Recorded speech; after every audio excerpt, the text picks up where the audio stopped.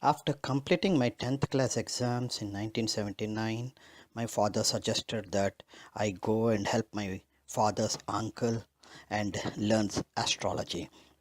Mathematics being my favorite subject, I learned the calculations. My grandfather taught me how to calculate the inclinations of each planet and how to calculate the lagna and the meridian center MC, and he gave me some birth charts to draw.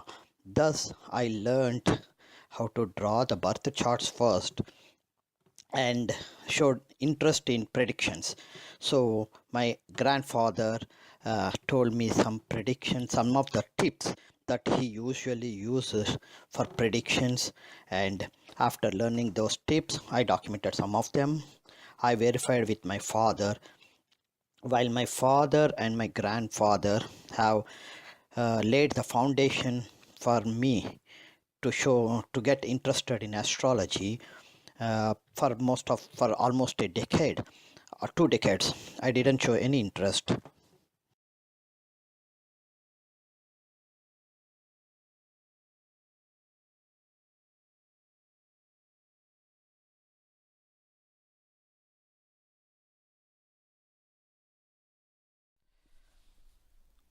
Welcome to Sastry Karra's astrological series.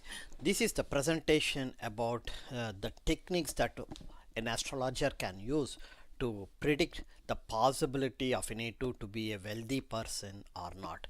When I said the wealthy person, there are a number of ways you can define the definition of wealth. We don't know exactly, well, at least I don't know exactly what is called as a rich, how much money would it be defined as a rich man, and how much money is defined as a middle class man or anything like that. Whereas here, what I'm trying to do is uh, keeping the definition of wealth as a vague and a dynamic, and depending upon the person who it's the wealth definition, the border, the boundaries for wealth definition of wealth being kept for the native. I'm trying to go from an astrological perspective. How can you say whether this person, is it possible to be a wealthy person or not? Here I am trying to explain a new technique. This technique, there are two combinations that we have to, at least I look at it, to see the financial status of a native. The first and the foremost, what we do is to identify in the particular native's chart the zone. One, there are two types of zones that you have to identify, and once that identification is done, that's when we go and look at what planets are there and how many of them are malefic, all those things. The first thing what we do is to look for the first combination, which is called as drusya and adrusya. If you look at it, drusya means something that is visible, that any person can see with the naked eye, is called drusya in Sanskrit. So adrusya is the opposite of drusya. So what we have to do is that as soon as you take the birth chart, you have to divide the birth chart into two pieces. One piece is the drusya part and the other piece is the adrusya part. So from lagna, start, the lagna means the first house. From the first house, keep going up to the sixth house. That means first, second, third, fourth, fifth, and sixth. The first six houses are called as adrusya houses, and from the seventh house till the 12th house is called the drushya houses. It's, when you look at it, the drusya house means the one that is visible, right? So seventh house is your kalatrasthanam, eighth house is your secret dealings, ninth house is bhagyasthanamu, 10th house is karmasthanamu, 11th house is kamasthanamu, and 12th house is mokshasthanamu. So these are the houses that come under the drusya portion of it. What you do not see is the adrishya portion, is the first house, that is the self. How much wealth, if you consider the self's character as a part of wealth, you won't be able to measure it. So that's why it is in adrusya. Next, the second is the family. So Dhanasthanamu and Kutumbasthanamu, the second house, the importance of the family. The third is siblings. The fourth is home life, environment and mother. The fifth is children and father. And the most important, the sixth one. The sixth house is Rogasthanamo. So if the person has any sort of medical issues or any sort of medical problems, then the wealth, it's like, remember there used to be a English proverb saying that a healthy man is very is very wealthy, or something like that. So this is exactly how in astrology, Hindu astrology, they have considered the sixth house also to be adrusya, belong to the adrusya portion of the wealth. Now that I gave you the definitions of drusya and adrusya, let's take a simple example and see how to pictorially how to break the chart and identify which one is drusya and which one is adrusya. If you look at it, the drusya portion is starting from the 7th house all the way to the 12th house is the drusya portion. So here you can see the 7th house, Sun is in the 7th house, Mercury and Venus are in the 8th house, Jupiter is in the 10th house, Rahu is in the 11th house, and Moon is in the 12th house. So in the Drushya portion, you see the only malefics, natural malefics that you see in the Drushya portion are Rahu and Sun. See, Sun is in the 7th house and Rahu is in the 11th house.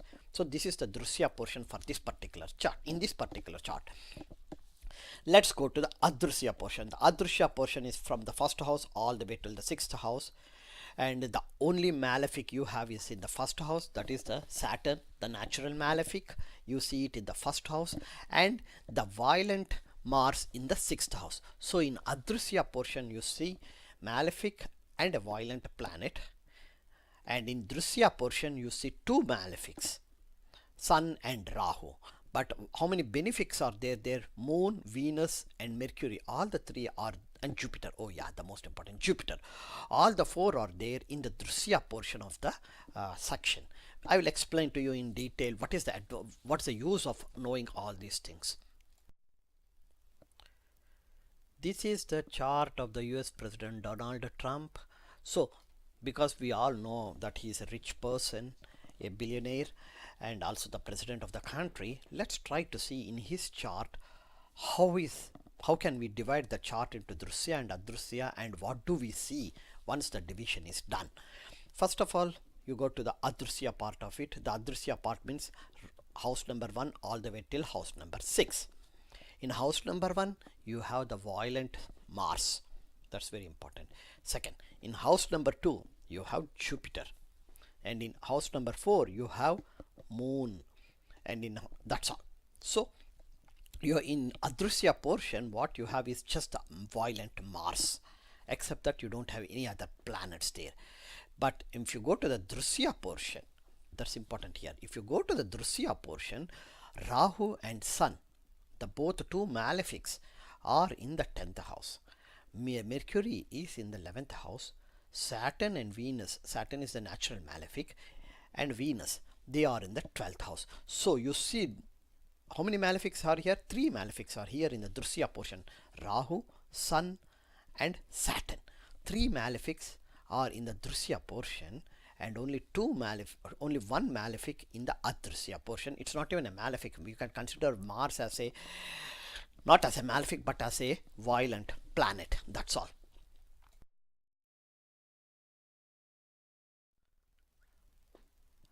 Once you identify the chart and break the chart into Drusya and Adrusya portions, then you got to start looking for what are the rules for prediction.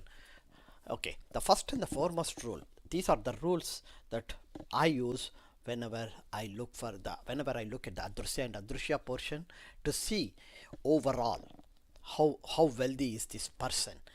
Is this person wealth is something that is visible, or is this the person's wealth something that is invisible? That is Drusya and Adrusya.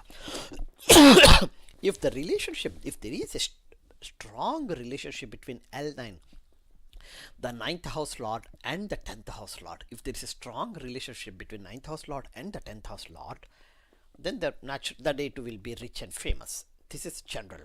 And if there is a relationship in fourth house lord, remember the ninth house and 10th house lords are in Drusya or Adrusya. I think it is they are in the in general. Okay, forget about it, wherever they are. If the fourth house lord and fifth house lord are in Drusya portion, then the native will be rich and famous.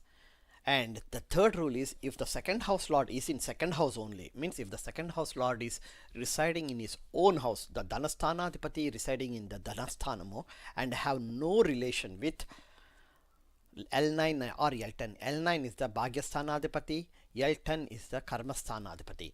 If there is no relationship, then accidentally if the native was born in a rich family, the native will go through a number of financial difficulties in his or her lifetime. And the next important thing, once you see these three important rules, this will just give you a rough idea about this native. Then you can see, check if the lords in Adrusya portion are having any relationship with the lords in the Drusya portion. This is very important there.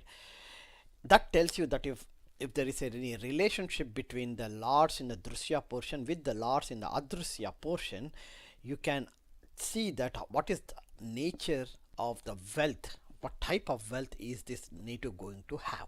We will see once we start looking at the examples of some real people, then we will have an idea about what this particular rule. This is a very important rule which I use it just in, but I usually don't reveal it to anyone.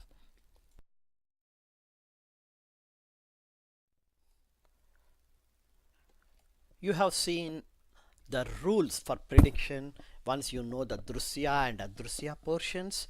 So let's go and put the rules in one of the simplest example and see.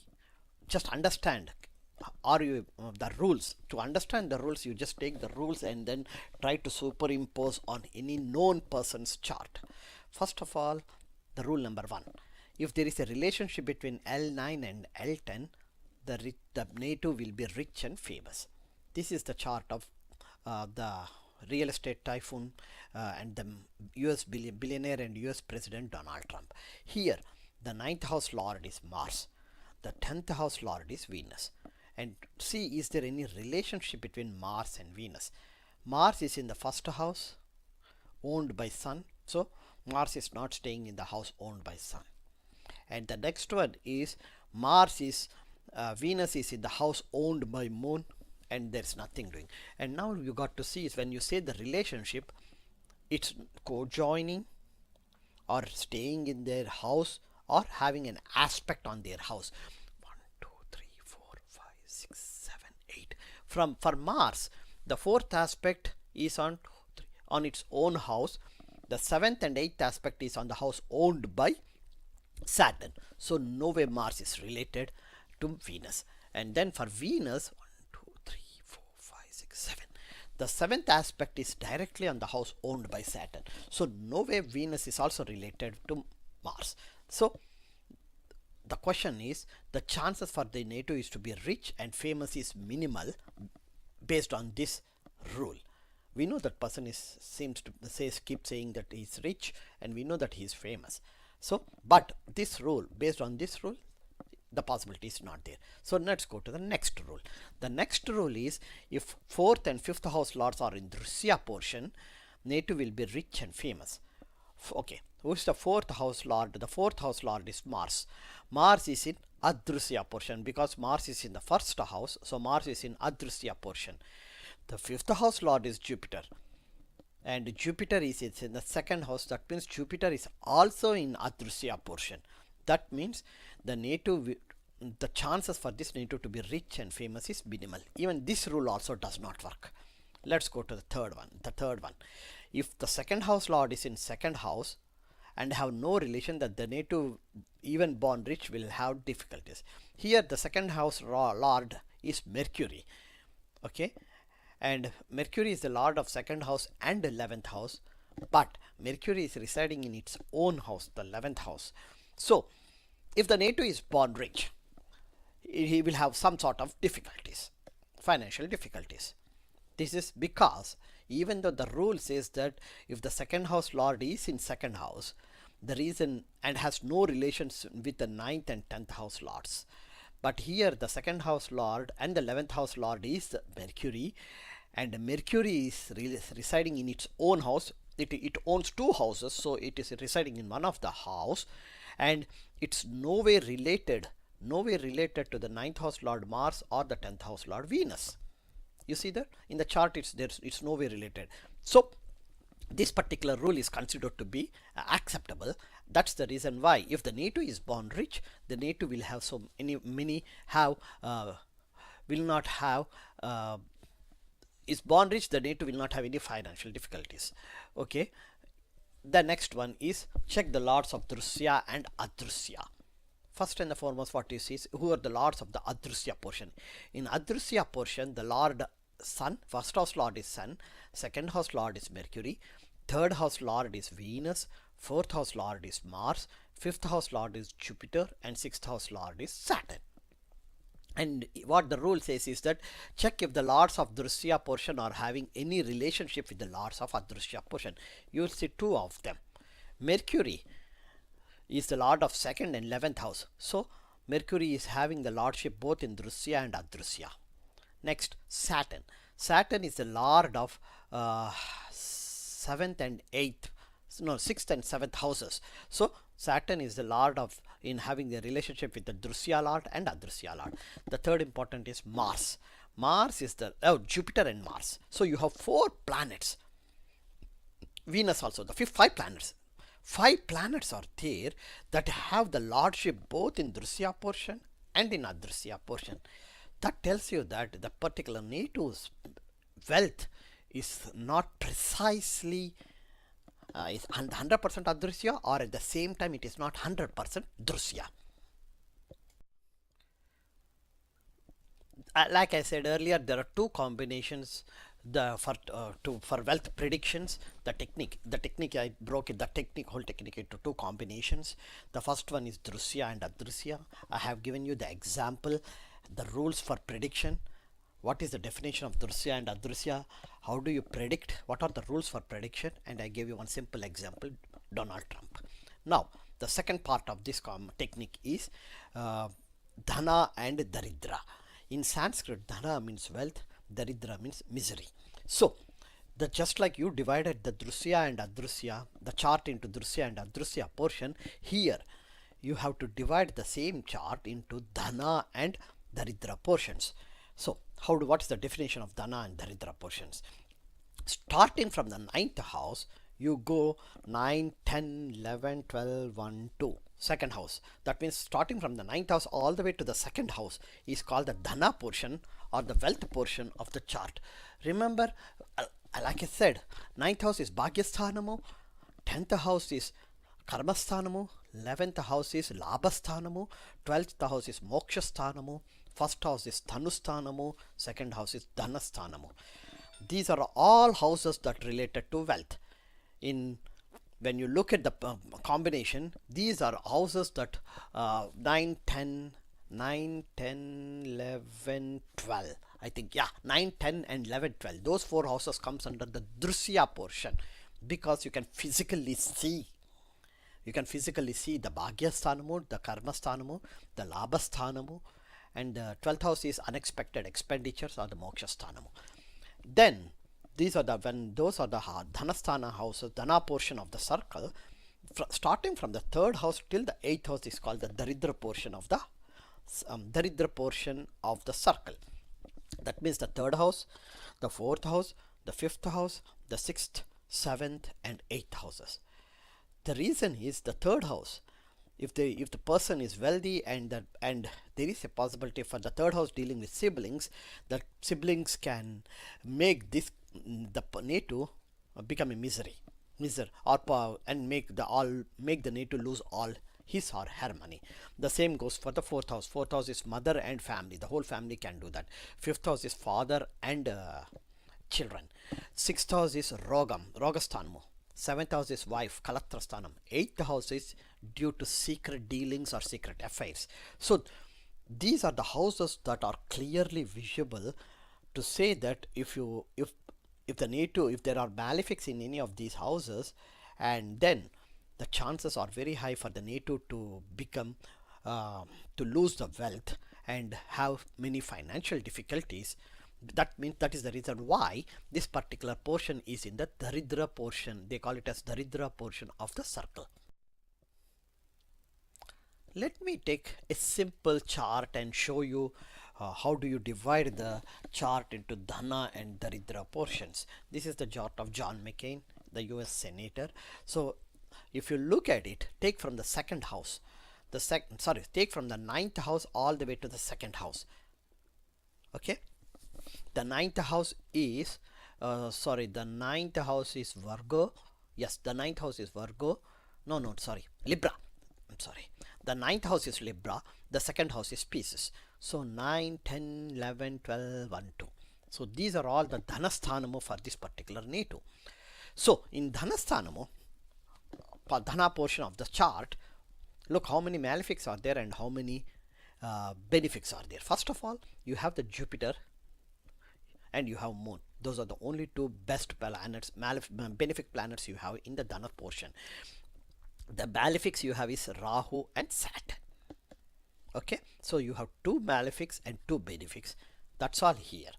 Now let's go to the Daridra portion of the chart. The remaining houses are the Daridra portion of the chart. There you can see Mars. Mars is there, and you can see Sun, 7th, Venus and Mercury in the 8th house. But the only malefics there is Sun. Mars is a violent planet. So in Daridra portion you have one malefic. In Dhana portion you have two malefics, of which one is a natural malefic and the other, Rahu, is a terminator or a catalyst to the Saturn. So this is how you just have to look at the planets. We are not going to do any predictions at this point.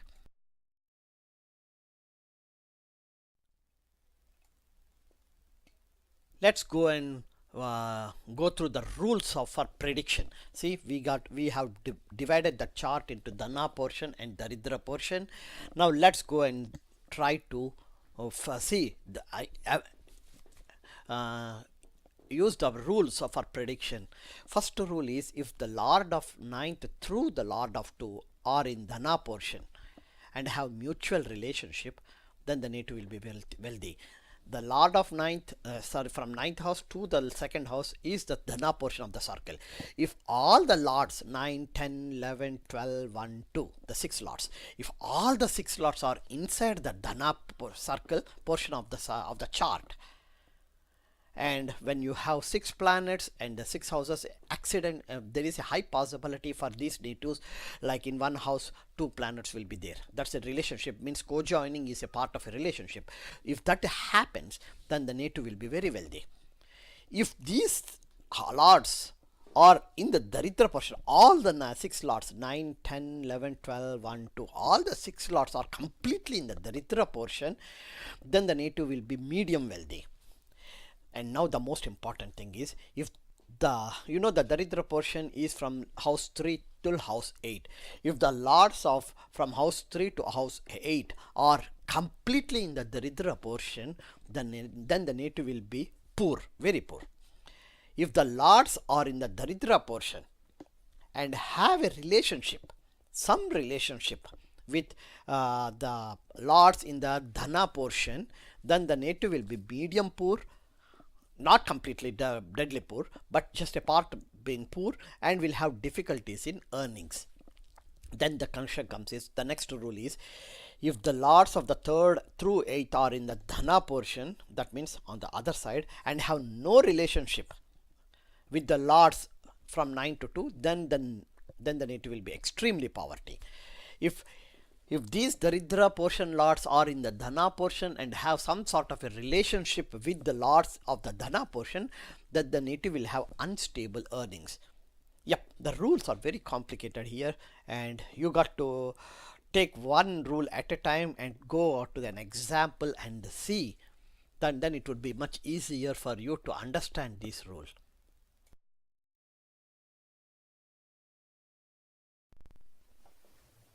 Now that we have, I had given you the analysis, the rules for Dhana and Daridra portion, how to see it in a chart.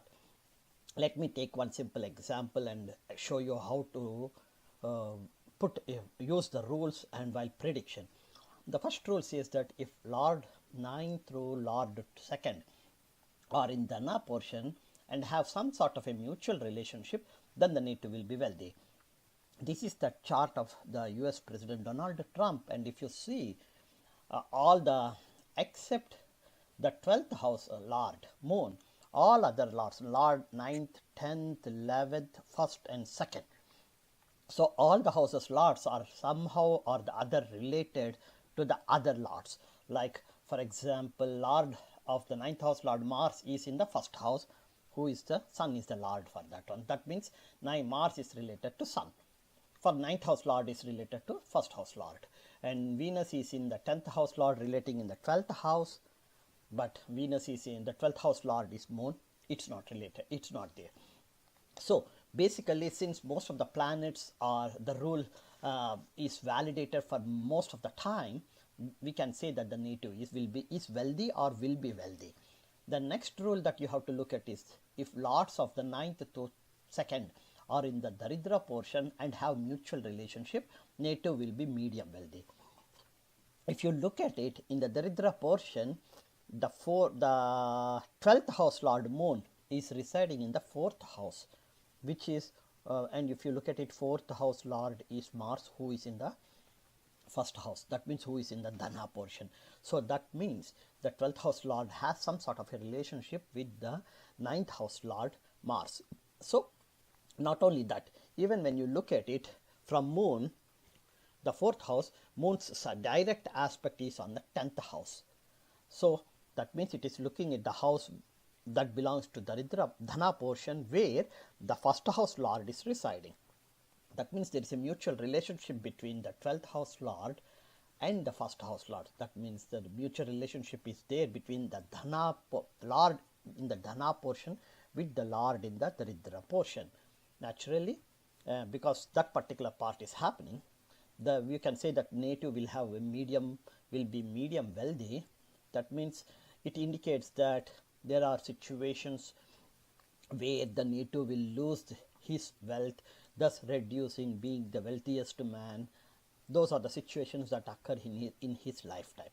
The third rule is if the third Lord of the 3rd house through the 8th house are in the Daridra portion and have no relationship, remember, no relationship with the lords from 9th through 2nd, that means in the Dhana portion, the native will be poor. Here you can see that Lord from 3rd to 8th, all these lords who are in the Daridra portion are now in the Dhana portion. They are all in the Dhana portion. See, the first we'll go through 3rd house Lord is Venus. Venus is in Dhana portion. 4th house Lord is Mars, is in 1st house. 5th and 8th house Lord Jupiter is in the 2nd house. 6th and 7th house Lord is in the 12th house. So all these lords will be in the the lords are in the Daridra portion and have they are not at all in the Daridra portion, they are all in the Dhana portion. Since none of these lords are in the Daridra portion, the native will never be poor, that is for sure. So you can see from the native's lifestyle and the life that he has spent all these days, you can say that the native was never poor. He was born in a rich family and he became wealthy as time went by.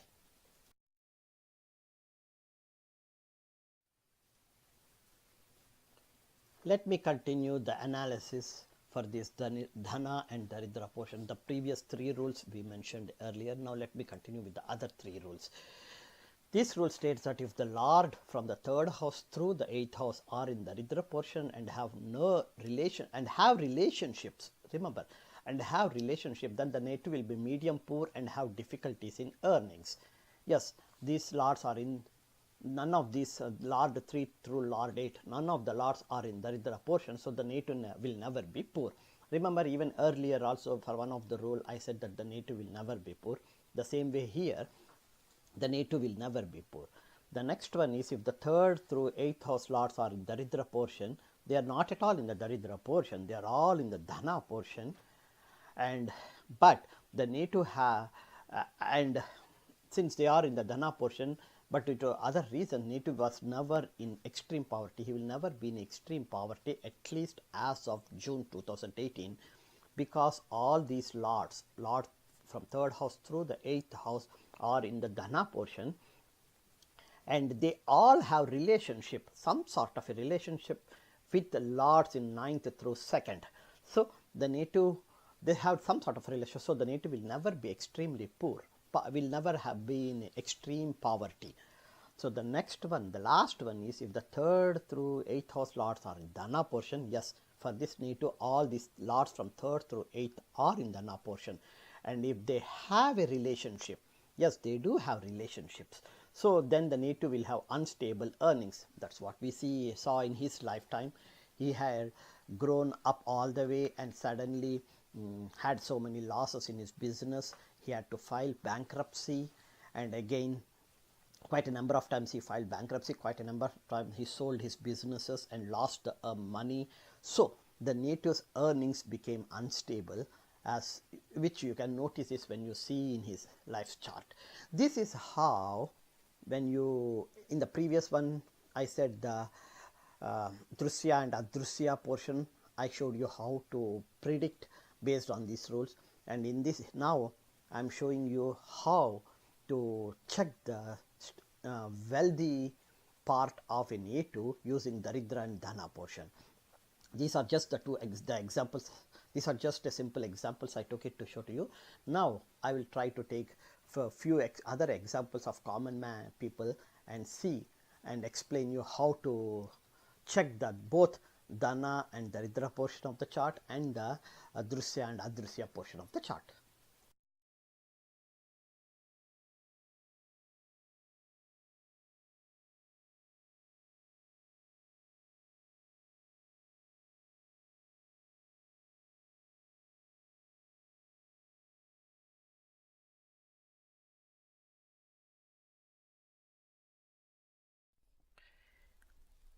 Here I am trying to explain a new technique. This technique, there are two combinations that we have to, at least I look at it, to see the financial status of a native. The first and the foremost what we do is to identify in the particular native's chart the zone. There are two types of zones that you have to identify, and once that identification is done, that's when we go and look at what planets are there and how many of them are malefic, all those things. The first thing what we do is to look for the first combination, which is called as Drusya and Adrusya. If you look at it, Drusya means something that is visible, that any person can see with the naked eye, is called Drusya in Sanskrit. So Adrusya is the opposite of Drusya. So what we have to do is that as soon as you take the birth chart, you have to divide the birth chart into two pieces. One piece is the Drusya part and the other piece is the Adrusya part. So from Lagna, Lagna means the first house. From the first house, keep going up to the 6th house. That means 1st, 2nd, 3rd, 4th, 5th and 6th. The first 6 houses are called as Adrusya houses, and from the 7th house till the 12th house is called the Drusya houses. It's, when you look at it, the Drusya house means the one that is visible, right? So 7th house is your Kalatrasthanam, 8th house is your secret dealings, 9th house is Bhagyasthanamu, 10th house is Karmasthanamu, 11th house is Kamasthanamu, and 12th house is Mokshasthanamu. So these are the houses that come under the Drusya portion of it. What you do not see is the Adrusya portion is the first house, that is the self. How much wealth, if you consider the self's character as a part of wealth, you won't be able to measure it. So that's why it is in Adrusya. Next, the second is the family. So Dhanasthanamu and Kutumbasthanamu, the second house, the importance of the family. The third is siblings. The fourth is home life, environment and mother. The fifth is children and father. And the most important, the sixth one. The sixth house is Rogasthanamum. So if the person has any sort of medical issues or any sort of medical problems, then the wealth, it's like, remember, in there used to be a English proverb saying that a healthy man is very is very wealthy, or something like that. So this is exactly how the in astrology, Hindu astrology, they have considered the sixth house also to be adrusya, belong to the adrusya portion of the wealth.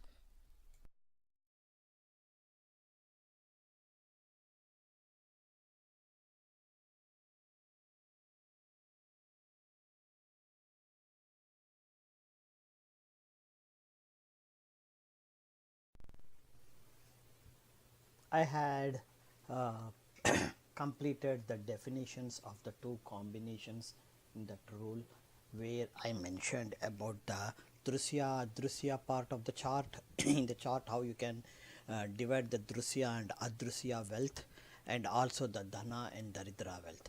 And I just gave you a brief explanation about that using one or two charts. In this second part, what I am going to do is to take the example of three generations and then explain the two combination, one which is drusya and adrusya, combination two which is dhana and daridra. So I'm going to explain for the three generations how this particular methodology can be used to say what type of the wealth and how much wealth does that particular native had. This is the three generations. The first one is my grandfather, the second is my father, and the third one is myself. So let me go and give you in detail for each generation the first combination explanation and the second combination explanation.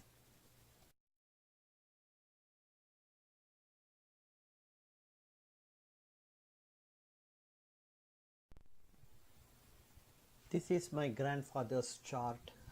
Here, if you see it, I have divided the chart into drusya and adrusya. The house from first house all the way till the sixth house, that part of the chart is comes under the adrusya zone, and the remaining, the other part, is the drusya zone. If you look at it in the very first moment, what you see is that most of the planets are in the adrusya zone for my grandfather. Now, and the only planet that is in the drusya zone is Saturn, the natural malefic, and Mars, the violent planet. Now let's go and see the lords, drusya lords. First of all, we'll start with the drusya lords. The seventh house is lord is Venus, and Venus is in the sixth house, that is the adrusya portion. The eighth house lord is Mars, and Mars is in the drusya portion, that is in the ninth house. The ninth house lord is Jupiter, and Jupiter is in the fourth house. 10th and 11th house lords is Saturn. Saturn is in the 12th house, that is the drusya portion. And then comes the 12th house lord is Jupiter. Jupiter is in the fourth house. When you go to the adrusya lords, the adrusya lord 1, first house lord is Mars. Mars, as I said, it is in the ninth house, that is in the drusya portion. And Venus is in the sixth house in the adrusya portion. Mercury is in the sixth house in the adrusya portion.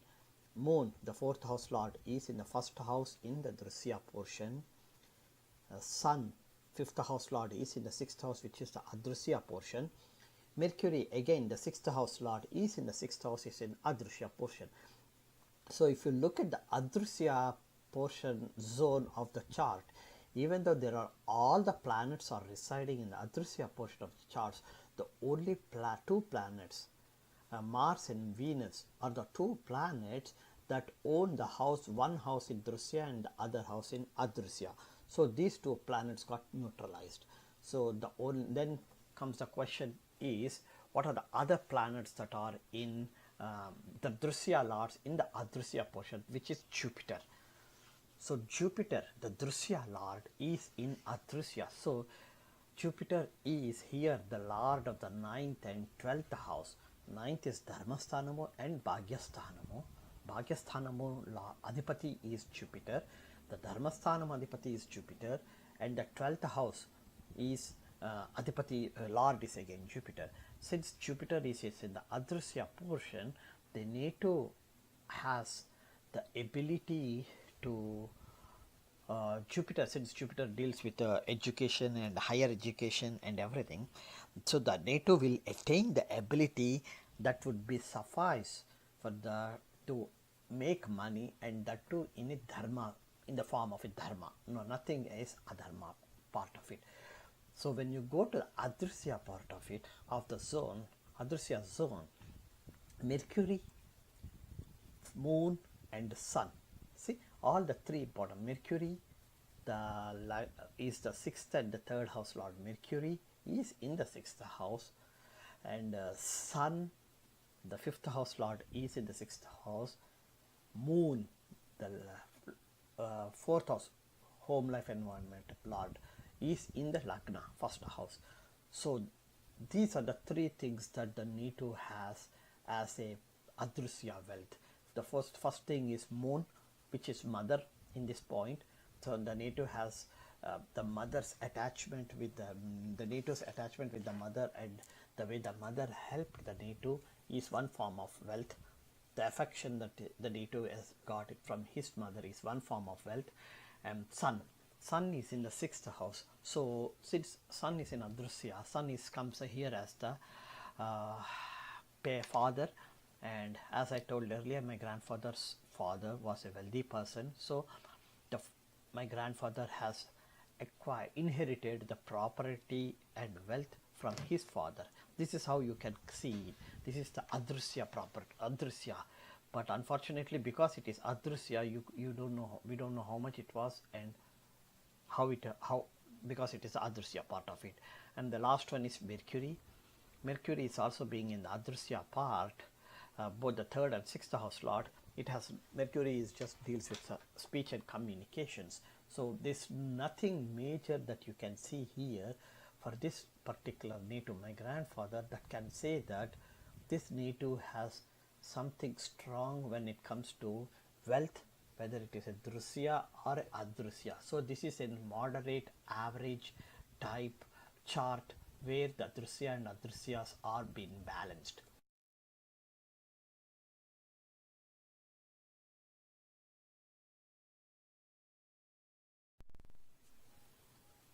Here comes the chart of my father. By the time my father was born and attained his teenage, all the wealth that my grandfather has inherited was almost lost. So here, let's go and see by the time my father became a teenager, how was it? If you look at it, in the Drusya portion, all the most important planets are in the Drusya portion. Saturn and Rahu are in Adrusya portion. It's exactly opposite to my grandfather. For my grandfather, I think all of them are in Adrusya, and the Drusya was Saturn and Mars was in Drusya. For my father, the Saturn is in Adrusya, Rahu is in Adrusya, and all other planets are in Drusya portion. So let's go and see like the Adrusya part of it. The first house, the first house Lord, 1st and 4th house Lord is Jupiter. Jupiter is in 7th house, so he is in the Drusya portion. So 7th house is spouse.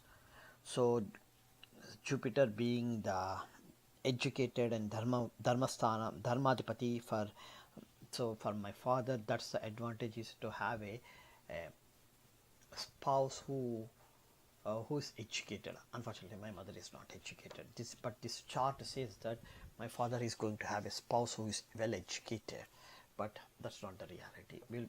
The reason is, I can say right here, the reason is because Saturn is directly looking at Jupiter. It's having a direct aspect. Saturn residing in the house owned by Jupiter and looking at Jupiter. So remember, there was an old saying that whenever there is any form of a relationship between Saturn and Jupiter, hurdles and disappointments are guaranteed. This is one of that. My father couldn't get an educated girl as his wife, even though the Drusya and Adrusya portion, when you divided it, that's what it shows it, but it didn't happen. The next one is the second and the third house lord is Saturn. Saturn is again even he owns the two houses in Adrusya portion and resides in Adrusya portion only. Saturn being the natural malefic, that clearly tells you that in the Adrusya portion, second house Dhanasthanamu and Kutumbasthanamu is on the negative side of it. So my father would have had a lot of issues when it comes to family, and Dhanasthanam is money. Here it is the wealth. Third house, fourth Jupiter, fifth one is Mars. Mars is in Drusya portion, which is the eighth house. Mars is in the eighth house, the Drusya portion, and Venus is in the sixth house lord is in the 12th house, which is also Drusya portion. Since Mars and Venus owns both the houses in both here in Drusya and there in Adrusya, we just nullify those two planets. It doesn't work. So that's the reason why in the presentation slide I had shown you that the Mars and Venus, they are not work. You don't need to analyze their role when you are looking at the Adrusya and Adrusya impact for this particular native, which is my father. So now let's go to see the Drusya portion, because there are a lot of planets there. Let's go and look at the Drusya portion. Mercury, the lord of 7th and 10th, is in the 10th house. That's the reason. So Mercury is the 7th and 10th house lord is in the 10th house. So when people look at it, they would say that this particular native will have a career pertaining to speech, communications, and because it is a Jupiter is owning in the 7th house first lord, so you will think that the native would become a professor or a lecturer. That was exactly what my father's passion was, but he couldn't become that. See, the chart tells you one thing, the destiny is something different. So you have to look at the environment where the native was born, and the social economic conditions before you judge anything. Here the best example is my own father's chart, where you can see that Jupiter is in the first house lord is in the house owned by Mercury, 7th house, and Mercury the lord is in the 10th house, and he couldn't become a professor or a lecturer, but that was his passion to become it, and he could not become it because he stopped his education when he was in his bachelor's degree. And you don't get a job, you don't get a professor or a teacher position with a bachelor's degree. You need to have PhD in India, so he couldn't make it happen. His best friend did a MS in Andhra University in India, and then a PhD, and became a professor in Andhra University. So his classmate. So this tells you that how the social and economic conditions of the native is very important. Even though the chart shows something, there's possibility for something else to happen. So we have to be very careful when you are judging anything and predicting and any chart. Going back to the 8th house, the 8th house lord is Moon, who is in the 9th house, and the 9th house lord is Sun. Sun is in the 11th house. Unfortunately, the 9th house lord is Bhagyasthana Adhipati Sun. Unfortunately, Sun got Nicha, got debilitated. If the Sun is not Nicha, then there's a high possibility for my father to work in a government environment, because Sun deals with government or a leadership position, and that's how his earnings would have been. Because Sun has been Nicha here, and to add further, Rahu is having a direct aspect on Sun, the 9th house lord got completely spoiled. Then comes the 10th house lord, which is Mercury, I already told you. 11th house is Venus, and 12th house is Mars. Since they own the houses in both Drusya and Adrusya, we don't, at least I don't look at those planets and their impact on the particular native.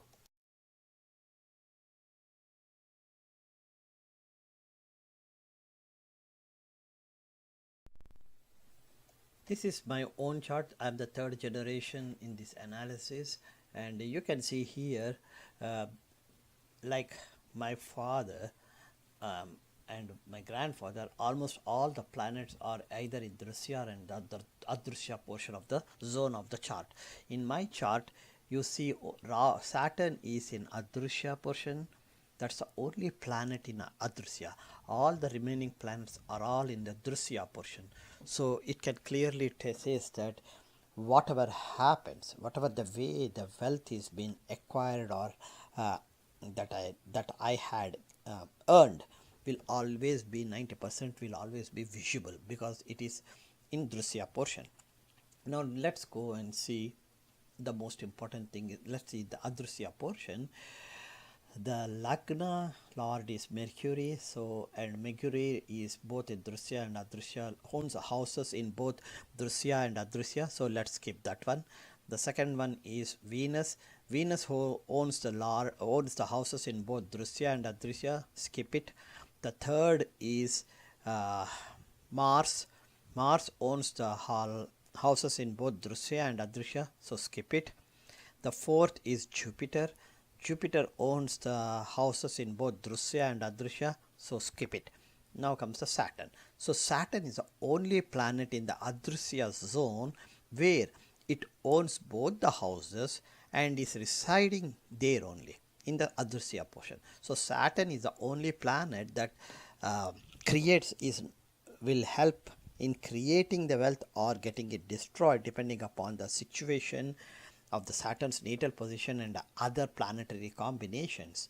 So, and you can see here is that Saturn's only aspect, the Saturn's third aspect is on the 8th house, and the Saturn's direct aspect is on the 1, 2, 3, 4, 5, 6, 7 is on the 12th house. So the third and the direct aspects are in the houses in the Drusya zone for Saturn.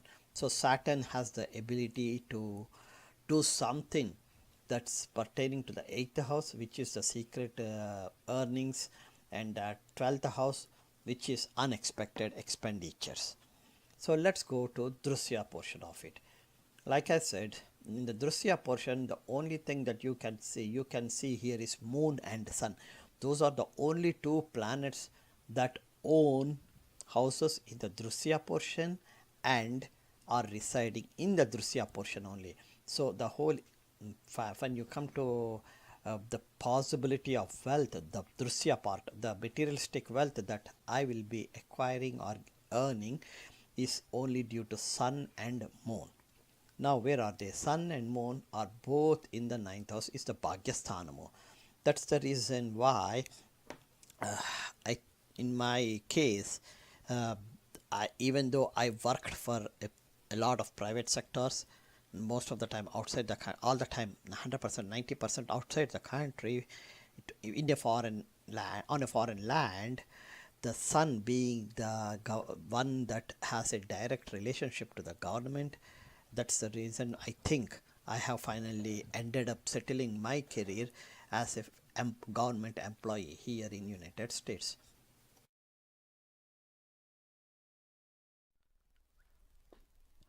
Once you identify the chart and break the chart into Drusya and Adrusya portions, then you got to start looking for what are the rules for prediction. Okay, the first and the foremost rule, these are the rules that I use whenever I look at the Adrusya and Adrusya portion to see overall how wealthy is this person.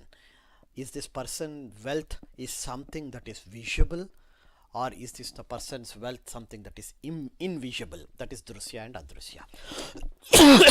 If there is a strong relationship between L9, the 9th house lord, and the 10th house lord, if there is a strong relationship between 9th house lord and the 10th house lord, then the date will be rich and famous. This is general.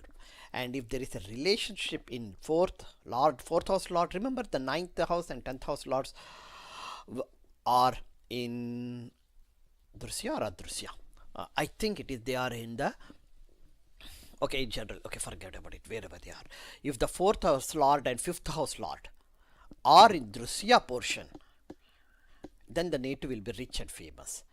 And the third rule is, if the 2nd house lord is in 2nd house only, means if the 2nd house lord is residing in his own house, the Dhanasthanadipati residing in the Dhanasthanamo, and have no relation with L9 or L10. L9 is the Bhagyasthanadipati, L10 is the Karmasthanadipati.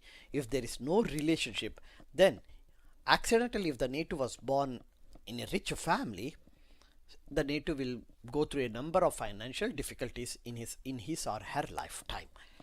And the next important thing, once you see these three important rules, this will just give you a rough idea about this native.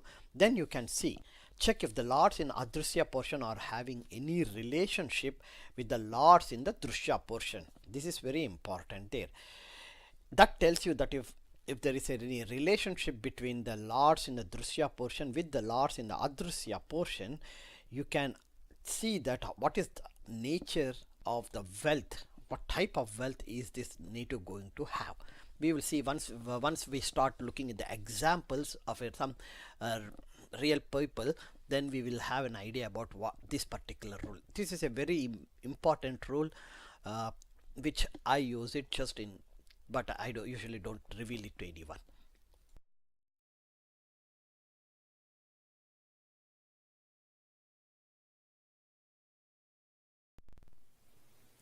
Let's do a little bit deep analysis on my chart based upon the rules, prediction rules for this particular combination. There are three major rules. The first, let's go and read the rule and analyze it. The first rule says that if there is any sort of a relationship between the 9th and 10th house lord, then the native will be rich and famous. In my chart, the 9th house lord is Venus, the 10th house lord is Mercury, and the only relationship they have is there's a Parivartana Yoga between the 9th and the 10th house lords. So that's the only relationship they have between each other. So according to this rule, the native will be rich and famous. Now the second rule says that if the 4th and 5th house lords are in Drushya portion, native will be rich and famous. Now let's go and see what is the 4th house lord. The 4th house lord is Jupiter. Yes, Jupiter is in Drushya portion. But what is the 5th house lord? The 5th house lord is Saturn. Saturn is Adrishya portion. So the native will be rich and famous. The previous rule got here either subdued. So rather than having 100% outcome of the being the native rich and famous, there will be some sort of a negative drag, and the native will not be fully rich or fully famous. That's my this is my chart, and this is what according to these two rules. The third rule is if the 2nd house lord is in 2nd house and having no relation with the 9th or 10th house lords.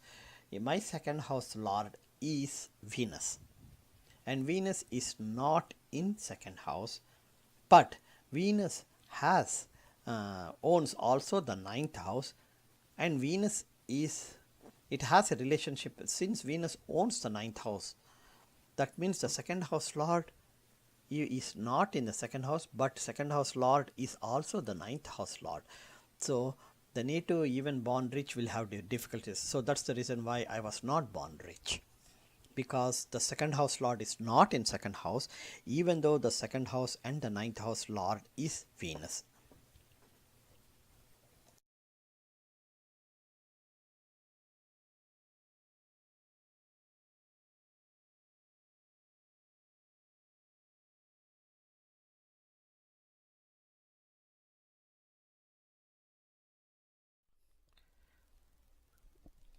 Like I said earlier, there are two combinations for wealth predictions. The technique I broke it, the whole technique into two combinations.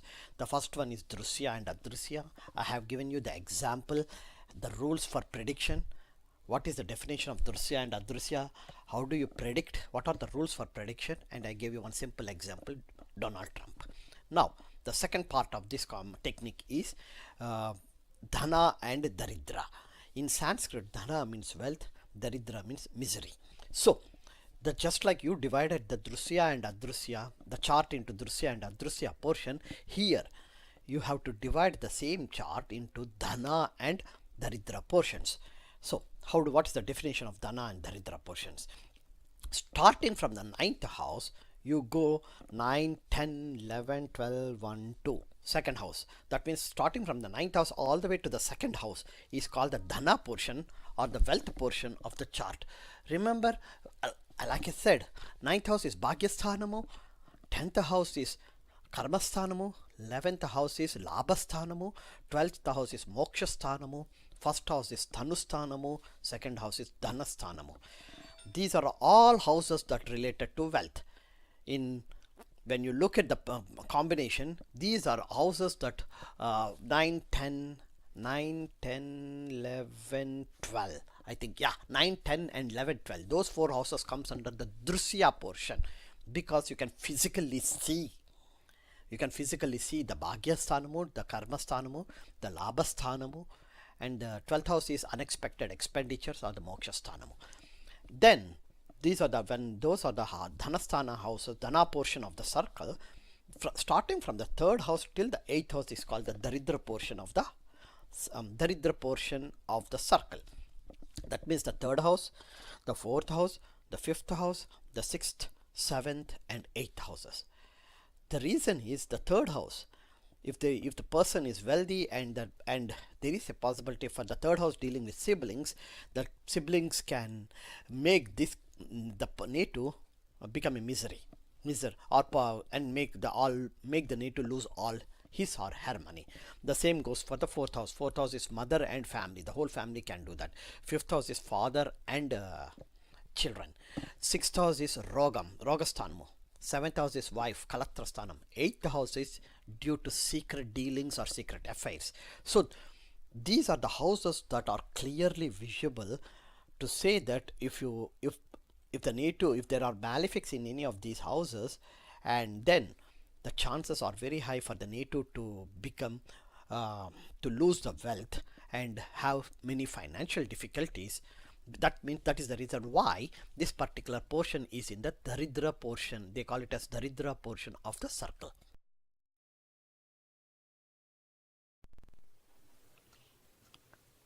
This is the chart of my grandfather, who was born in 1907, September 24th, 1907. According to my grandmother, my grandfather was born in a rich family, and due to a number of other reasons, the wealth, he lost his wealth and finally ended up being a lower middle class family person. So let's go. I don't have his exact time of birth. The chart that you see is the one that I got it from my father. So I just picked it up as it is and then wrote it down here. So what you see is, let's go and just have a quick look at the chart. The first house lord is Mars. Mars is in the 9th house, Dharmasthanamu. Lagnadipati is in Dharmasthanamu and Bhagyasthanamu, and Mars indicates that the wealth will be something that's pertaining to law and order, criminal lawyer, something like that. And then comes the 2nd house is empty, the 3rd house is Rahu, 4th house is Jupiter. I think Jupiter is exalted here. The most important thing you have to see is the 6th house. Ravi, Sun, Mercury and Venus, the 3 important planets, have co-joined in the 6th house. Generally wherever they co-join, that's the house that will be fully activated, and that's the house that will be the one that takes a decision about the native's future. Here they all join in the 6th house, Rogasthanamo, and employment conditions. And what you see is the 6th house lord. The 2nd house lord is in 6th house. The 3rd and the 6th house lord is in 6th house. The 5th house lord is in 6th house. This is a very beautiful combination when you just look at the 6th house. Then as you go by, you see in the 12th house, Saturn, the 10th and 11th house lord Saturn is residing in the 12th house. That means Saturn is having a direct aspect on the 6th house from the 12th house. Generally speaking, had this particular native was born in 1980, after 1980, then people would say that this person will go and settle abroad. And because that was during the British Empire in India, the native has no need to go abroad. The native was my grandfather was an electrical engineer. He worked for the British India electrical company ran by the British India. That's a western country. That's what the Saturn shows you, the 10th house lord Saturn being in the 12th house is showing you that it works, that the native will work for someone other than his own caste or community, and most of the time it will be the foreigner. And because it has a direct aspect on the sixth house, uh, sixth house being the employment conditions, there is a instability in the per native's employment, which my grandmother told me about that in detail. And also it's also looking at the fifth house, sixth house lord, the second house lord Venus, fifth or sixth house lord Mercury, and its bitter enemy Sun. So the sixth house got completely spoiled, which resulted in my grandfather not having a steady job or a steady income. That is his lifestyle when you look at it, the T1 chart. And then let's go and look at the Vimsottari Dasa. When you look at the Vimsottari Dasa, born in 1907, I think by the time he turned 30 years old, the Venus Mahadasa is done. That means Sun, Moon and Mars. These are the three Mahadasas during which he had his unstable career. And then from Rahu, which started in 1956, that's when he almost became a lower middle class or a lower middle class person, means depending upon with respect to the wealth. He had no income, no savings, and has to depend on someone, his kids, for the daily expenses. So that started somewhere from 1956 onwards, which is Rahu Mahadasa, and Jupiter Mahadasa also the same thing, and he expired in 1988, that is during the Jupiter Mahadasa.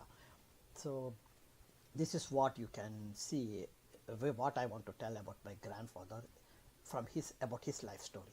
Now let me go and explain the second combination, the first and second combination for this particular native.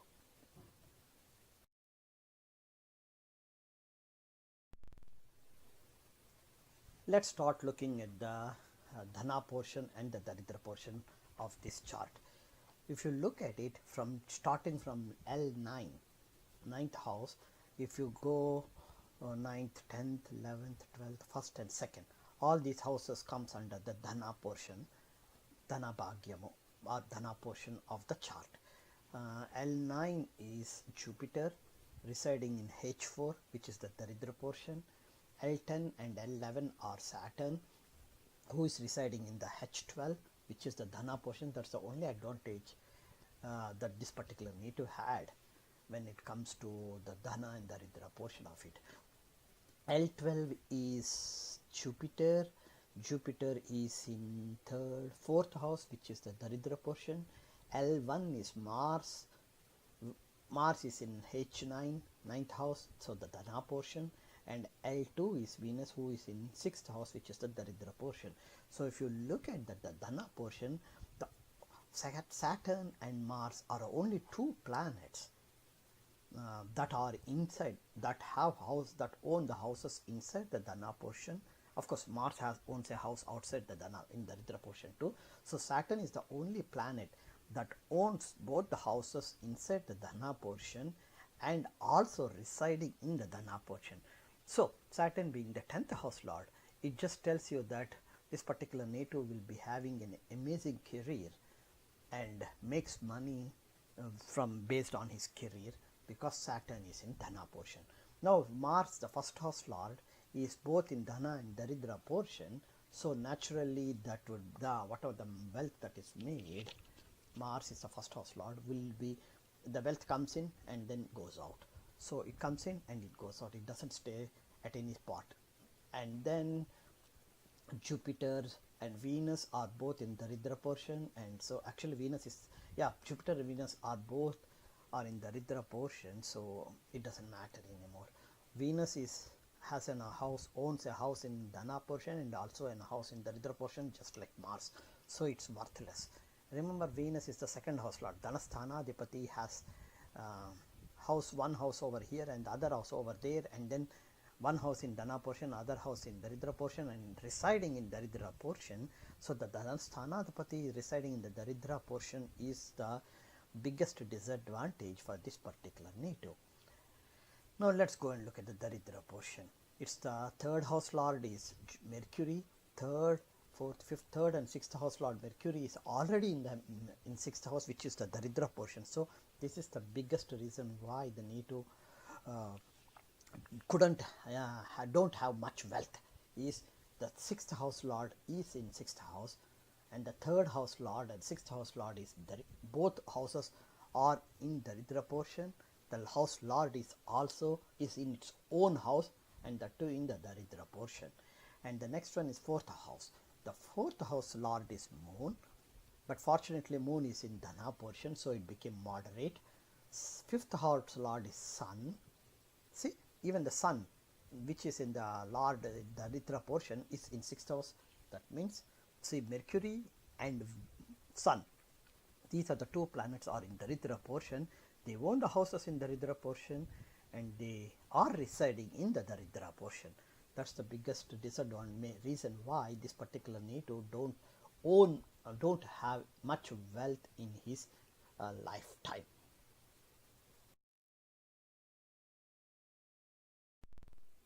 So we know that there are certain rules that we use that I explained earlier for predicting the Dhana and the Ridra portion of the chart. So let's go and have a quick look at it. L2 through L9, 9, 10, 11, 12, 1 and 2 house lords. If they are in Dhana portion and have a mutual relationship, Netu will be wealthy. That's the first thing it said. And L2 through L9, all the houses, important houses when it comes to the wealth, they all are in Dhana portion, but their lords are in the Ridra portion. And then L12 is unexpected expenditures. And where is L12? L12 means it's the 12th house lord is Jupiter. Jupiter in the Ridra portion. So the Netu won't have much. Even if the Netu is born rich, he won't be able to maintain the wealth that he acquired either from his father or parents, or hereditary property will not be there. He will lose all the hereditary property. And this is the fact according to my grandmother. The grandfather has sold almost 3 or 4 houses in Andhra Pradesh before independence. Yeah. So the next one is L9 through L3 are in the Ridra portion and have mutual, and then the Netu will be medium wealthy. If you look at it, L12, L9 and L2, the importance are all. L12 is L9 and L12 is Jupiter. L2 is Venus. Oh yeah, all the 3 important houses. See, when you look at it, all the 3 important houses are in house lords are in the Ridra portion. So the chances are close to 0 for him to be wealthy. The next one is L3 to L8 are in the Ridra portion and have no relationship. The Netu will be very poor. If you look at it, L3, L5, L3 is 1, 2, 3 Mercury, L5 is Sun, L6 is Mercury, L7 is Venus. They are all in the Ridra portion only. And if you look at it, L8, which is also in the Ridra portion, Mars is in H9 in the 9th house, and he is having a relationship with L. That means he is having a relationship with L9 Jupiter. That means it's the 8th house lord is residing in the house owned by Jupiter, which is the Dhana portion. So overall, when you look at this chart, these rules, it's clear that the Netu who was born wealthy, the wealth will be slowly diminished and finally will become a middle class family, lower middle class family member. And that's exactly what happened according to my grandmother.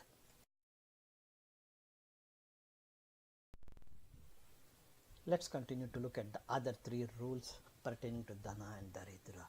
If you look at it, it says L3 to L8 are in Daridra portion and have relation with L9 through L12. The Netu will be medium poor and have difficulties in earnings. That's a very important thing here, is have difficulties in earnings. That means an unstable job or a job that doesn't give the enough income, money, remuneration is not good, or something pertaining to earnings. Means it can be anything. So if you look at it here, L3, L5, L6 and L7 are all in the Ridra portion. See, they are all in the Ridra portion. L8, who is the Daridra portion lord L8, which is Mars, is the only one that is in H9, 9th house, and that means it is the only planet that has a relationship with the lord from the Dhana portion. Okay, now let's go and look at the next rule. L3 to L8 are in Dhana portion and have no relationship with L9, then the native will be in extreme property. But here you have L8 is in H9, that means it has a relationship with the Jupiter, because Mars is residing in the house owned by Jupiter. That means there is some sort of a relationship. And then comes L3 through L8 are in Dhana portions and have a relationship, the same thing. So what finally you can say is that this particular native, because it says have difficulties in earnings, will be medium poor and have difficulties in earnings. Once the paternal property was lost, the natives with no steady job and no steady income, the native had difficulty in career due to different reasons, and which resulted in difficulties in earnings.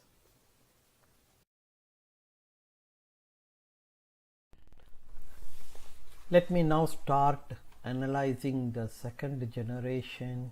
This is my father, who was born in 1930, September 1930, and yeah, I see it here, September 1930. If you look at his chart, the Lagna is Sagittarius. That means the Lagnadipati is Jupiter. Jupiter is in the 7th house from Lagna, and the Lagnadipati is the Lagna. In Lagna you see Saturn. Saturn is the 2nd and 3rd house lord residing in the 1st house. That means Saturn is having a direct aspect with Jupiter permanently. This is a direct aspect. This is a mutual aspect. Jupiter is looking at Saturn and Saturn is looking at Jupiter. So remember, there is a old saying that whenever if there is any sort of a relationship between Jupiter and Saturn, then hurdles and disappointments are guaranteed. So that is true when it comes to my father's life. So let's go and start looking at the let's go first divide the chart into Dhana and Daridra portions. The Dhana portion starts from the 9th house where moon is residing and goes all the way to the 2nd house, 9, 10, 11, 12, 1, 2. So let's see the lords of those houses. The 9th house lord is Sun. Sun is residing in the 11th house, which is also a Dhana portion, but means the 9th house lord is residing in the 11th house. Unfortunately, Sun is debilitated, so the 9th house lord became completely weak. Let's go to the 10th house lord. The 10th house lord is Mercury. Mercury is in its own house. That's a good point here. The 11th house lord is Venus. Venus is in 12th house, which is also in the Dhana portion. The 12th house lord is Mars. Let's go and see where is the 12th house lord. The 12th house lord is Mars, and Mars is in the Daridra portion, that is the 8th house. And the 1st house lord, that's the most negative side of this chart, is that the Lagnadipati is Jupiter, the 1st house lord, and the 1st house lord is residing in the Daridra portion in the 7th house, which is a Daridra portion. That means it clearly tells you that when the Lagnadipati is in the Daridra portion, the native will incur a number of financial difficulties in his or her life. That's, you can just close your eyes and tell. That's the rule. That's guaranteed. And now comes the 2nd house lord. That is also Dhana portion lord, but the 2nd house lord is in 1st house only. Remember, Saturn is also the 3rd house lord. Means the Saturn owns Dhana and Daridra portions of the chart, and he is residing in the Dhana portion. Saturn being a malefic, he would minimize the dhana impact of the for this particular netu and amplifies the daridra portion of the need for that particular netu, and that's what happened for my father. Now let's go and look at the daridra portion of this chart, where the third house lord is Saturn. I just explained you now, because Saturn is the lord of second and third houses and residing in the first house. Saturn's third aspect is on the third house, the daridra portion of the house of the chart. So Saturn will make sure that the netu remains financially. Netu will have number of financial problem in his whole lifetime, and by the same time, along with it, the Saturn is looking directly the first house lord Jupiter. So that will be for self, for that particular netu, that is my father. And the next one is the fifth house lord. The fifth house lord is Mars, and Mars is in 8th house, which is the daridra portion. And the sixth house lord is Venus. Venus is in the dhana portion. Yeah, you are right. Mercury, the seventh house lord. Seventh house lord is also the daridra portion lord. Mercury is in the 10th house dhana portion, and the 8th house lord Moon is in the dhana portion, that is the 9th house. So what you can see is that the lords Saturn, Jupiter, Mars, first of all, these three are the lords for both dhana and daridra portions. So the netu will be in, depending upon the Vimsottari Dasa, the netu's financial situations will vary. And then comes Venus and Mercury. Venus is also in dhana and daridra. So Saturn, Jupiter, Mars, Venus, 4 planets. Oh my gosh, no wonder he had so many financial problems in his life. And Mercury is the only planet. Oh, even Mercury is also in dhana and daridra portion too. So Sun is the only planet here. Oh God, Sun is the only planet that has a house in the dhana portion and residing in dhana portion of the chart. So Sun is the only planet that would have made this particular netu rich or wealthy. But unfortunately, Sun is debilitated. So the possibility for this particular netu to be a wealthy person is close to 0. And this is my father, so I can 100% guarantee that he was never, all his lifetime he had gone through a number of financial problems.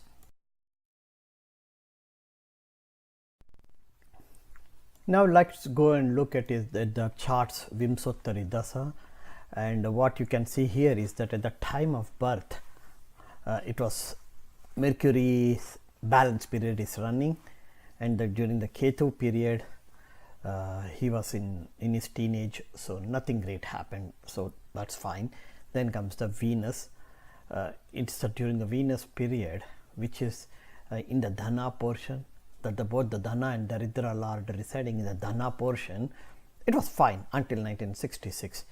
All the problems started from 1966 onwards, somewhere between 1966 onwards, 1965-66 onwards. So let's go and see the 1966 onwards. Sun Mahadasa is running. Sun is the 8th house lord, 9th house lord, but it got debilitated. So had Sun not been debilitated, that would have been the peak period for my father to earn money, but it is debilitated, so it won't give any chance for him to make money. The next is Moon. That means the daridra portion lord Moon is residing in Bhagyasthanamu in the dhana portion, so Moon will not give anything for him. The next is Mars. Mars is both a lord in both daridra and dhana portions, but it is residing in the daridra portion, so Mars is not going to do anything. If you look at it, the Rahu Mahadasa started in 1989 November, and Rahu is in daridra portion, but it was that period that my father had the chance to spend his life without any financial worries, because that was in 1989 April is when I went to Dubai. That means when the Rahu period started, 1, 2, 3, 4, 5, the 5th house Rahu residing in the 5th house. 5th house is children. So when I went to Dubai in 1989 November, that's from there onwards until his death, which is in 2002 January, there wasn't any need for him to have any sort of financial worries.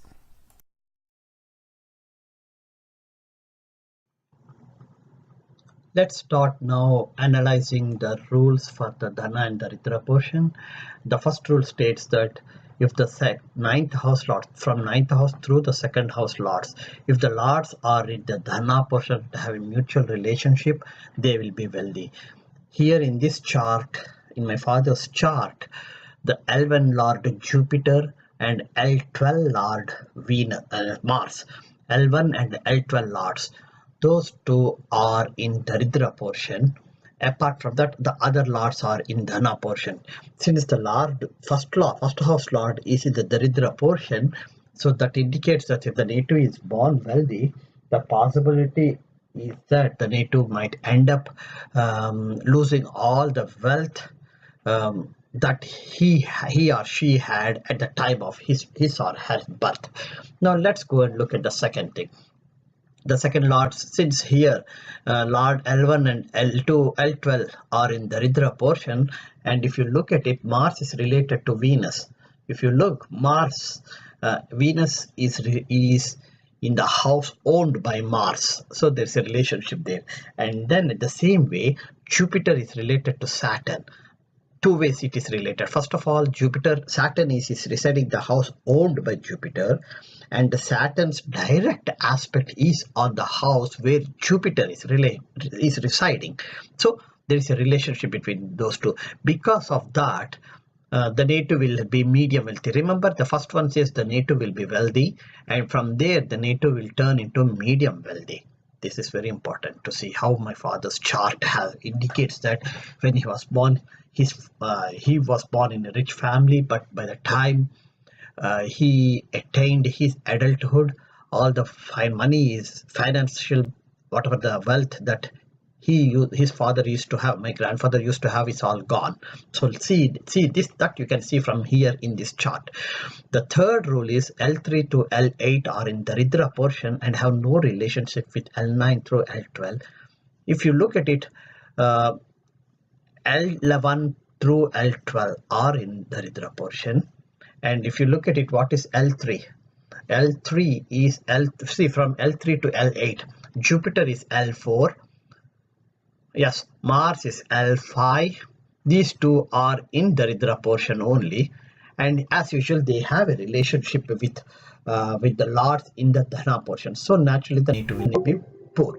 So this indicates that how when a person is born was very wealthy, and as time goes by, because the person's chart, the wealth the person is supposed to acquire got diminished, and by the time my father was in his early 30s, he's almost below average. He was almost poor.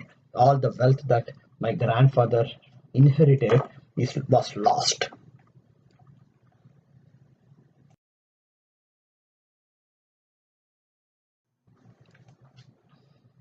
Let's now look at the other three rules pertaining to the lords of the Daridra portion.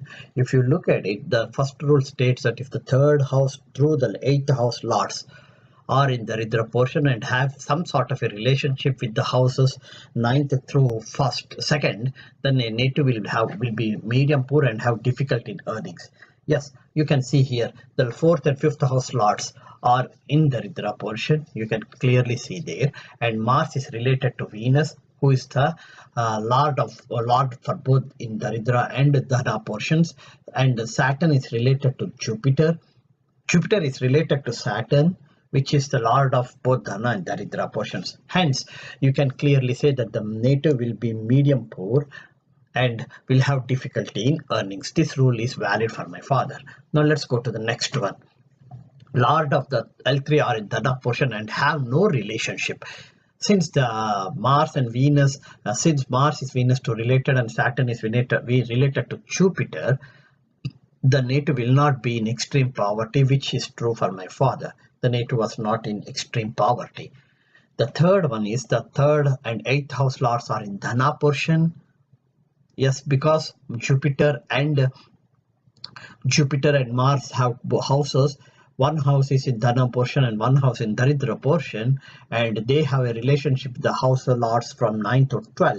So this rule is also true. That means the native will have unstable earnings, which is also true. My father was born in a wealthy family, ended up with lots of financial problems in his life, and had a unstable earnings. So this is how, when you look at the chart, you will have a rough idea about the native's wealth.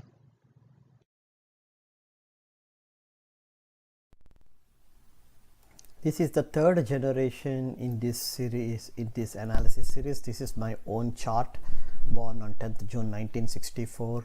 And when you look at the chart, the Lagnadipati is Mercury, and Mercury is the 1st and 10th house lord and is residing in the 9th house Bhagyasthanamu. So the 1st and 10th house lord is residing in Bhagyasthanamu Mercury, and Mercury is co-joined with Sun, who is the 12th house lord, Moon, the 11th house lord, and Mars, the 1, 2, 3, the 3rd and the 8th house lord, Mars. So let's go and divide the chart into the Dhana and Daridra portion. If you look at it, just like my father's chart, my chart is also symmetric. It has exactly cut the chart into two pieces. Whereas mine was cut in a horizontal way and my father's was on the vertical side of the chart. So if you look at it, let's start with the 9th house. The 9th house lord is Venus. Venus is in Dhana portion. That's in the 10th house. The 10th house lord is Mercury. Mercury is in 9th house, which is again the Dhana portion. The 11th house lord is Moon. Moon is again in 9th house, which is Dhana portion. The 12th house lord is Sun, and the Sun is in 9th house, which is the Dhana portion. The 1st house lord is Mercury. Mercury is again in the Dhana portion, 9th house, and the 2nd house lord is Venus. Venus is in the 10th house, which is the Dhana portion. So what you can see here is, in the Dhana portion, not a single planet is in that has the Daridra, that owns the Daridra house is here, except Mars. The only planet that has a house in both in Daridra, both the houses are in the Daridra portion and is residing in the Dhana portion is Mars. I'll talk to you that what's the problem with by having that way. Except that in Dhana portion, all the planets own the houses in Dhana portion only, and do not own the house in the Daridra portion. So that's the biggest advantage in my chart when it comes to the wealth, prediction of wealth. It's clearly visible that all the Dhana portion lords are residing in Dhana portion only. Now let's go and look at the Daridra portion. Mars, who is the lord of the 3rd and 8th houses, both of them belong to Daridra portion, and that is Mars owns them, and unfortunately Mars is in the Bhagyasthanamu, the 9th house. So that's the biggest disadvantage in my chart when it comes to wealth predictions. And then the 4th and 7th house lord is Jupiter, is residing in the Daridra portion only. The 5th and 6th house lord is Saturn, is residing in Daridra portion only. So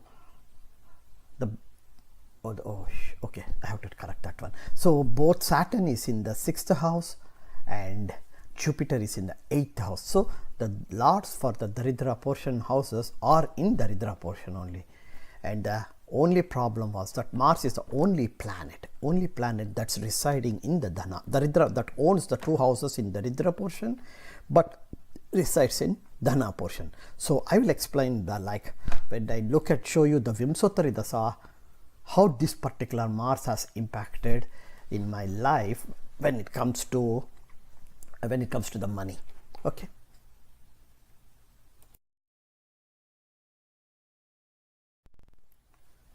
Now that we had seen the chart, my chart, where I found out that except Mars, all the other planets which own the houses in the Dhana portion are residing in the Dhana portion only. So what about this Mars? Mars is residing in the Dhana portion, but it does own both the houses that it owns is in the Ridra portion. So at the time of my birth, Mars balance is all the way up till 1968. So it has to show that some sort of what do you call problems pertaining to finances, something for me. And because I'm just born, that impact the Mars, the showing of the Daridra portion of the Mars will be impacting my father, and that's exactly what happened to him.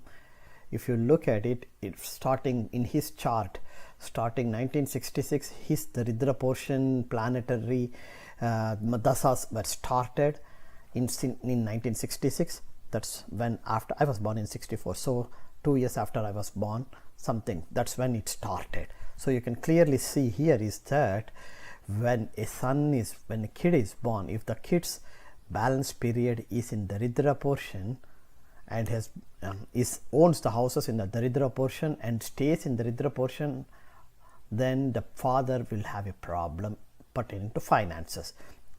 So this is how you have to see when a native has any problem. The immediate thing that you have to see is if the native has any children or wife or spouse, look at their charts also to see if the problem for the pair, for the person, is either is due to the spouse chart or the children's chart, until the children were like 13 years old. If the children are below 13 years old, that's when you have to look at the children's chart.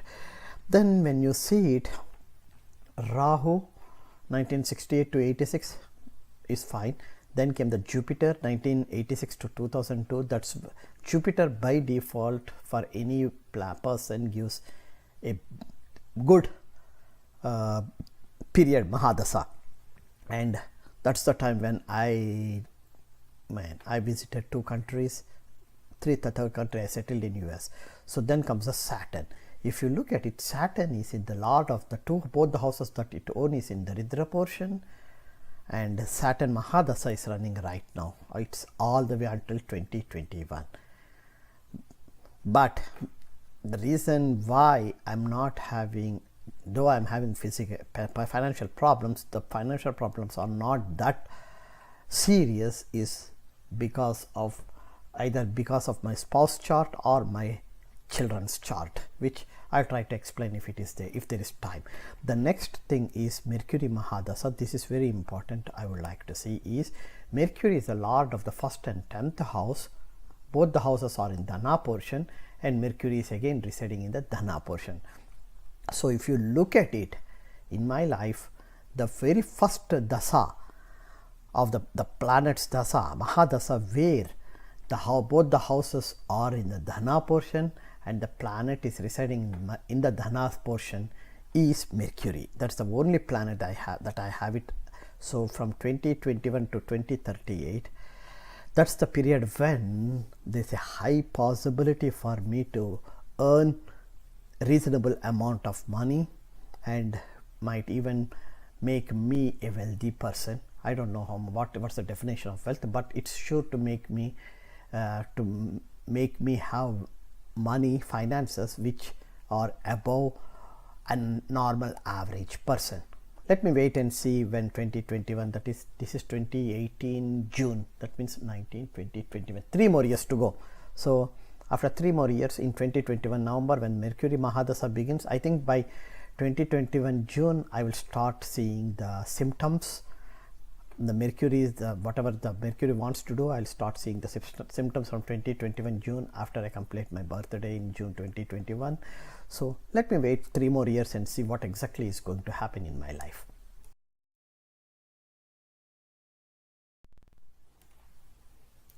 Now that we have completed the Lord's analysis, let's go and try to look at the rules for prediction, analyzing the rules for prediction. The first rule states that if the 9th through 2nd house lords are in the Ana portion and have a mutual relationship, the native will be wealthy. So if you look at it here, 9, 10, 11, 12, 1 and 2, the lords will be Venus, Mercury, Moon and Sun. Venus, Mercury, Moon and Sun, all the 4 planets are in the Dhana portion. Sun, Moon, Mercury are co-joined, that's one set of relationship. Sun, Moon and Mercury are residing in the house owned by Venus, another set of relationship. Venus is residing in the house owned by Mercury, another set of relationship. So the native will be wealthy. That's based on this particular rule. The next one is if L9 to L2 are in the Ridra portion and have mutual relations, the native will be medium wealthy. You can see here that none of the house lots from L9 to L2 are in the Ridra portion, so and have no relationship. So the native will not be medium wealthy, the native will be wealthy as per the first rule. The third one is if L3 to L9 are in the Ridra portion and have no relationship with L9 to L3, then the native will be very poor. If from L3 to L8, Mars is the only planet which is the lord of the 3rd and 8th houses. Mars is the only planet that is in Dhana portion, but Saturn and Jupiter are in the Ridra portion and have no relationship with any of the planets that are belonging to the Dhana portion. So the native will be very poor. So this tells you that while the first rule says that the native will be very wealthy, the third rule says that the native will be poor. So the overall the native will be you cannot say exactly wealthy enough, but it's a sort of sometimes wealthy and sometimes not wealthy. So the fluctuation, there will be some sort of a financial fluctuations in this particular native's life. So the first part until the age of 24 I was with my parents, and I have already explained the financial problems that my father has faced. So I was poor until the age of 24. Once I came out and started my own career, that's when I started making money, and I was above average, and slowly it became medium wealthy.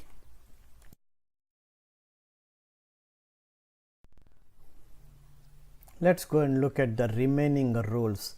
Here the first rule says that if the 3rd through the 8th house lords are in the Ridra portion and have a relationship, the native will be medium full and have earning difficulties. So the 1st and 8th house lords are in the Ridra portion, that which is Jupiter and Saturn, but they do not have any relationship with the lords from the 2nd through 9th houses. So this rule is invalid for us. The second one is if the 3rd through 8th house lord is in Dhana portion and have no relationship, then the native will be extreme poverty.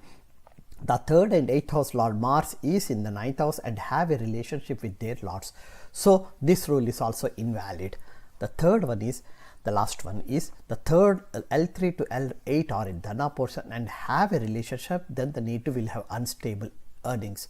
Here in my chart, what you can see is the 3rd and 8th house lord Mars is residing in the 9th house, which is the Dhana portion, and it is having a relationship with the 3 lords, Sun, Moon and Mercury. All the 3 are the house lords in the Dhana portion. So the 3rd and 8th house lord Mars is having a relationship with the lords in the Dhana portion. So that indicates that the native will have unstable earnings. That's true in my lifetime. I had unstable earnings. There were times where I had a good job with a good salary package, and there were times where I was jobless and unemployed and stayed on unemployment benefits.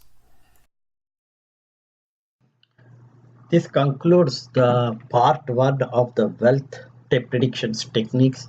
In the first part, what I did is I just took the 2 important combinations and explained you in detail with examples. In the second part, what I'm going to do is there is a new methodology of calculating the Dhana Lagna.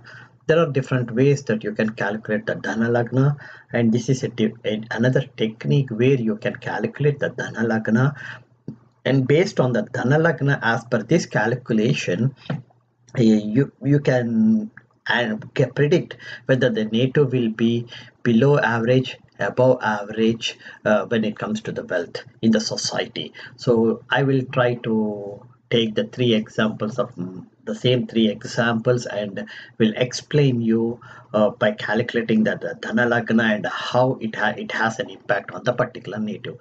Thank you for watching this video.